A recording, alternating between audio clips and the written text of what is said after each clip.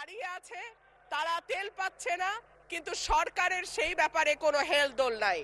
আশ্চর্য হয়ে লক্ষ্য করলাম মাননীয় স্পিকার, মন্ত্রীরা যখন সংসদে বক্তব্য দেন তখন তারা অবলীলায় বলেন বাংলাদেশে জ্বালানির কোনো ঘাটতি নাই, কিন্তু মাননীয় স্পিকার যখন তেল নিতে যায় তখন দেখা যায় ৩ কিলোমিটার লম্বা লাইন।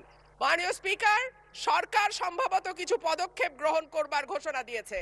তার একটা হচ্ছে জাতীয় সংসদে ব্রাহ্মণবাড়িয়া ২ আসনের স্বতন্ত্র সংসদ সদস্য রুমিন ফারহানার বক্তব্যের সময় ট্রেজারি বেঞ্চের সদস্যদের অশোভন অঙ্গভঙ্গির তীব্র নিন্দা জানিয়েছেন বিরোধী দলীয় নেতা ডক্টর শফিকুর রহমান।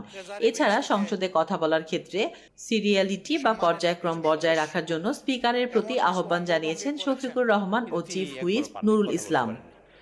রোববার ১৯ এপ্রিল জাতীয় সংসদ অধিবেশনে ডেপুটি স্পিকার কায়সার কামাল এর সভাপতিত্বে পয়েন্ট অব অর্ডারে দাঁড়িয়ে বিরোধী দলীয় নেতা এ বিষয়ে কথা বলেন। সংসদে অশোভন আচরণের বিষয়ে ক্ষোভ প্রকাশ করে ডক্টর শফিকুর রহমান বলেন, সংসদ সদস্যদের বক্তব্যের সময় ট্রেজারি বেঞ্চের সম্মানিত কিছু সদস্যর অশালীন অঙ্গভঙ্গি আমার বিবেকে আঘাত করেছে। আমি ৪-৫ বার নির্বাচিত হওয়া সদস্যদের কাছ থেকে এমন আচরণ আশা করিনি। আমরা প্রথম দিনই বলেছিলাম এখানে একটি ভালো সংস্কৃতির চর্চা হোক, কিন্তু বারবার বলার পরও এমন আচরণ দুঃখজনক এবং আমি এর তীব্র নিন্দা জানাই। যেটা আমার বিবেকে আঘাত লেগেছে, আমি এটা আশা করি না। এমনকি আমি এও লক্ষ্য করলাম, একবার দুইবার নয়, ৪ বার ৫ বার নির্বাচিত হয়ে এই সংসদে যারা এসেছেন তাদের কেউ কেউ এই কাজটা করেছেন।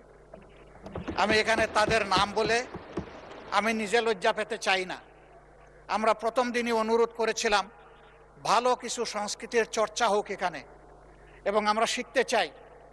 আমরা জাতিকে নিজে শিখব, জাতিকেও আমাদের সাথে উদ্বুদ্ধ করব।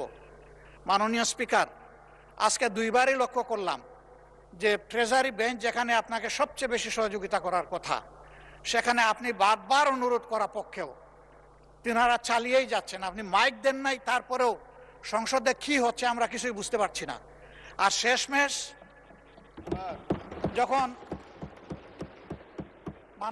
তিনি বলেন, সংসদে কথা বলার ক্ষেত্রে স্পিকারের সিদ্ধান্তই চূড়ান্ত, তবে কথা বলার সুযোগ পাওয়ার ক্ষেত্রে যে বৈষম্য তৈরি হয়েছে তা উদ্বেগের।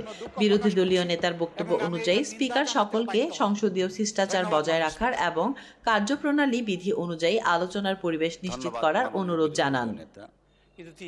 এই সময় সংসদের চিফ হুইপ নুরুল ইসলাম নতুন সদস্যদের সুযোগ দেওয়ার বিষয়ে গুরুত্ব আরোপ করে বলেন, সংসদে ২২০ জন নতুন সদস্য আছেন। তারা তাদের নির্বাচনী এলাকা ও দেশের গুরুত্বপূর্ণ বিষয়ে কথা বলতে চান, কিন্তু অনেকেই বারবার সুযোগ পেলেও কেউ কেউ একবারও কথা বলার সুযোগ পাচ্ছেন না। চিফ হুইপ স্পিকারের দৃষ্টি আকর্ষণ করে জানান, যিনি নোটিশ আগে দেবেন তারটা যেন সিরিয়াল অনুযায়ী আগে আসে। বিষয়টি যদি কিছুদিন অনুসরণ করা হয় তবে নতুন সদস্যরা উৎসাহ পাবেন এবং সংসদ আরো প্রাণবন্ত হবে। তো ওই সংসদের শেষের দিকে হওয়ার কারণে মানে ওই যে এর পরবর্তী সময়ে কেউ কেউ অনুষ্ঠিত করেনি।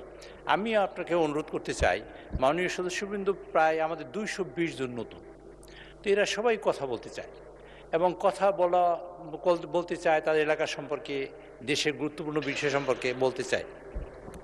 আমি সেক্ষেত্রে আমি আপনাকে অনুরোধ করি যে এখানে নোটিশ দেওয়ার ব্যাপারে আমি আপনার মাধ্যমে সকলকে অবহিত করতে চাই। যিনি নোটিশ আগে দেবেন তারটা আগে আসবে, সিরিয়ালি আগে আসবে, মাননীয় স্পিকার পড়বেন। তো আচ্ছা, নোটিশ আগে আসবে। আমি কথা শেষ করি।